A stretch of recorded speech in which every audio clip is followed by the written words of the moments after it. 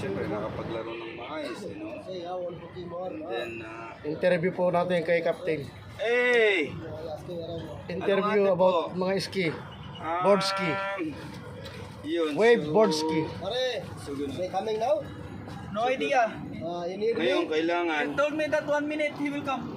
If you maganda need rin na me? matutunan nyo It's makapag-try kayo ng ganito. No, after Kasi, we fix the impeller, we will go for sea trial, small sea trial.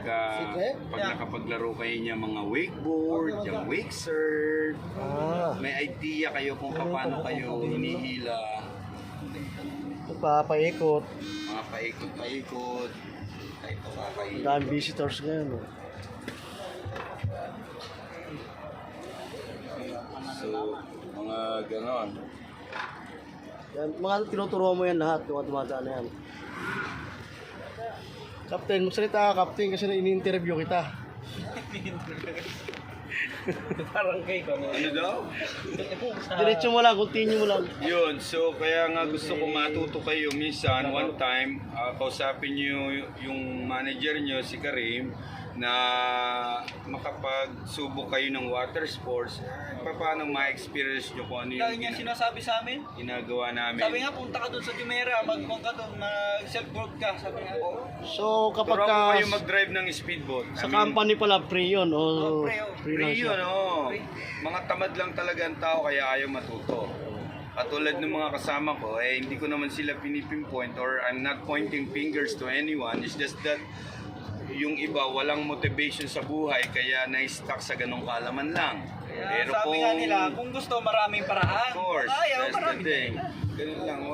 Para ako, puro Ngayon, tayo ang lang. kagandahan is itong mga benepisyo na to, it's nasa kamay nyo na. Sarili nyo na lang ang tatanungin nyo kung gusto nyo na ma-experience. Walang bayad.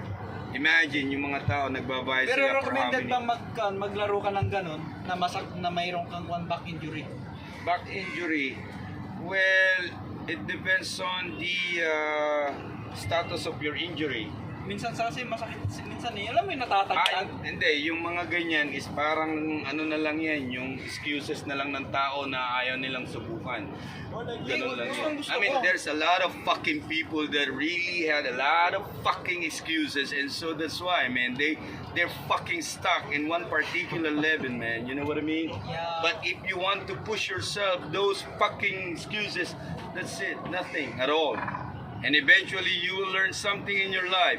Again, I will tell you guys, it's never too late to learn new things. Nasa sa inyo na lang yan kung gugustuhin nyo.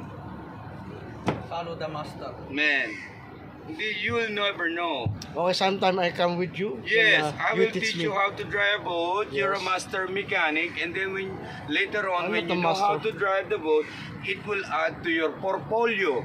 If you want to demand, if there is someone looking for a boat at the same time, a captain and a mechanic, then you can demand your price, your value, of course. The more you learn a lot of things in this More industry, the experience. more you get valuable. Nothing else. More experience, no? Di ba? Pero gusto mo, mamaya mag-sea trial tayo, sumakay ka. Hihilahin ng ano, no? Gusto mo? Ayoko. Tingnan mo? No, ganun lang talaga. I'm buhay. scared. Ang sinasabi ko sa inyo, nandito na kayo sa posisyon na to, samantalahin nyo yung benepisyong binibigay ng kumpanya sa inyo. I want to try this wakeboarding or wake surfing. Try it one day for free. Imagine nyo yun, yung ibang tao nagbabayad sila para lang doon. Doon nga sa gantot, sabi Okay, ni okay. Kanan. Captain, thanks your advice. So, Yeah. Sa kanan, kartik pala. bye-bye. Trial kami. Bye-bye, yeah. Salamat sa iyong advice. Salamat sa mga nanonood. Like, follow, and share. Itong aking Ito, naka-live ba captain, to? yung captain namin na to, half Filipino, half African. Yeah. Jojo sa gipid. Yeah. Ito na yung mekaniko nyo, saka driver. Hindi, Filipino. Tangina, suck your fucking dick now, man.